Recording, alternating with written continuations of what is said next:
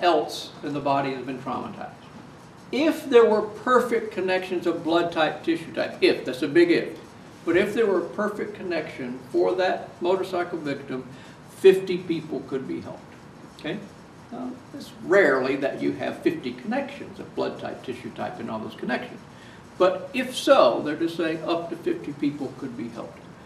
The way I look at it is I can't use my organs anyhow. They're just going to burn them in cremation, or they're going to embalm them, and they were perfectly good, and I'm already brain dead anyway, so might as well take, you know, I've used this body long enough. But once my body can't be helped, we're talking again about I have sustained certain disease in my body that I have cardiac death. My heart cannot sustain me anymore.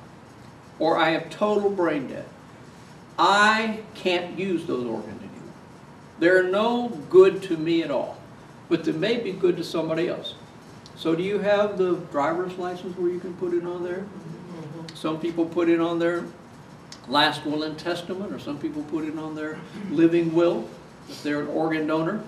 So there are ways that you can put that on. I tried to get a smile transplant. You know, no one said they want to give their smile away from me. It wasn't working. Organ donation, the organs are the heart, kidney, liver, lungs, pancreas, and small intestines. Tissue is corneas, skin, heart valves, bone, ligaments, veins, and arteries. Then there are those organs that are donated after death are corneas, skin, and bone. That can even be taken at a funeral home. Could be done here at the hospital, or could be done at the funeral home. So that's after death, okay? Now the others that we've talked about before death would be, again, someone is on life support, and it would either be the case total brain death, and they're removing the organ, or cardiac death, meaning your heart has stopped. They've called you deceased, and then they immediately remove those organs to be shipped as quick as they can to wherever the recipient is. Sometimes that's 2 hours, 3 hours, 4 hours of time limit that they have. There are also living organ donations, like if I am living and healthy and I want to give a kidney, I could. Or if I wanted to give a portion of my liver, I could. Or a portion of my lung, I could. Or a portion of my pancreas, which is rare, I could. But it's not going to affect my life and health. Okay? So I'm able to do that as an organ donor. Or after I've died, I could choose for my whole body to be given to science. I know that'd be mad science, but it could be given my whole body to science. My cadaver could be used somehow for research. And usually there are agencies out there that say if you will give your body to science like that, they will take care of the cremation cost. So for some people who say, I can't afford funerals and I would love for my body to be used that way, that's a great deal. So there are agencies out there that you can connect with for that. Sometimes universities do that, but there are even non-university agencies that do that. Brain death, as we talked about in the last series, was an irreversible end of all brain activity, including voluntary activity. So if there were a little bit of a wavelength, that would not be considered brain death. In cardiac death, we're talking about after death, after the heart has stopped. Those Have you ever been to a funeral where in the funeral they said that this person was an organ donor, and they may have said information like a school teacher in Texas received the heart? Anybody have been to a funeral? Have you heard that? We're hearing more and more of that at funerals. They don't tell the teacher's name. They don't tell the mother of two in Pennsylvania's name. They just say there is someone who received the heart, the lung, whatever. That can be something quite comforting to a family going, Mom was always giving, and there she is again. To other people, they're like, what? Okay? You get both extremes, okay? But this information by the organ procurement agency is given to the family if they want to know. If they don't want to know, they don't call them and tell them. But they may tell them this much: a boy in Ohio received the liver, or something like that. For some families, that's very comforting and rewarding to them that their family member could help.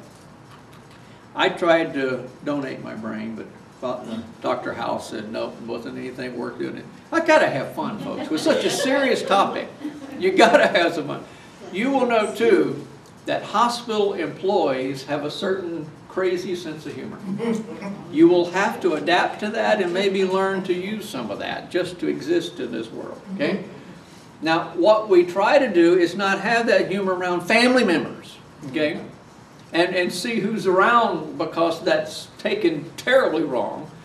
But if you hang around the hospital enough, you will kind of get a sense of this kind of, you might call sick humor of what we do and how we deal with death and dying and those things that are quite traumatic.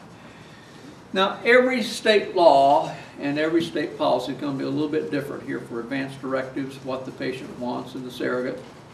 And hospital policies might dictate here with state laws how they do. But normally, the process, we're talking about 2 physicians that would make a decision for when there is no reasonable recovery. Be your attending physician, meaning the physician that admitted you to the hospital, and 1 consulting physician.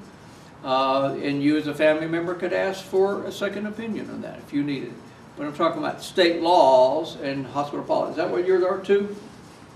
Do you know what the state laws and how many physicians of removal of life support? I don't think it's in the state law. It's just a hospital policy. I know Florida is. And usually hospital policies go by whatever the state dictates. I know we have 2. You have to. That's the normal across the country. I haven't heard anything different on that, of how many. So now, as you're the minister working beside the families, and the families are going, are you sure it's time? What did I tell you a while ago about litigation and how long the doctor's going, high five, I will do everything I can to keep you alive, make you healthy, right? So then I'm worried about litigation. So do you think maybe they're going to do their best? Do you think maybe they're going to go the nth degree to make sure before it's time removing life support? Do you think? I think. So maybe the real issue might be, have we done too much rather than too little? But we're going to err on the side of doing too much rather than too little. Okay? So comfort the families that when we've come to this point, we've done everything. Okay? But if there's any question, ask the doctor. If there's any question, second opinion. If there's any question, ethics committee. Okay? There's all that at their backing to be sure. And it's the family member who just came into town this afternoon, flying in from Hawaii, that hasn't seen Dad for 6 years, that's going, are you sure you've tried everything? And they've got a little bit of medical knowledge, and they've heard that, you know, Dr. House and all these, and they fix these things on TV in 30 minutes, and I don't understand why, you know. So it's kind of like this little bit of medical knowledge of, you know, will kind of fuel this, we need to do more, whatever. And every new person coming into town upsets that apple cart, and that, did we do enough, and you go through the explanation again. Okay? So you'll be involved in that sometime too, and just calming the fears of where they're at. Family support. I think the biggest part of what we do in the medical world is tact and timing and our presence being there with them to listen, to inform. You as the local minister, that same way, working with the staff, because you may pull out that living will, and the living will says, when there is no reasonable recovery, when I am, you know, terminal or end stage or persistent vegetative brain dead, when 2 physicians have stated that they're in agreement, then. And so we may be at that point where it's time to let go, but does that mean this morning at 9 o'clock? No, I can wait till 2 o'clock. Does that mean maybe tomorrow when the next person comes into town? We can wait till tomorrow. But we're not going to be waiting 2 weeks or 2 months. Okay?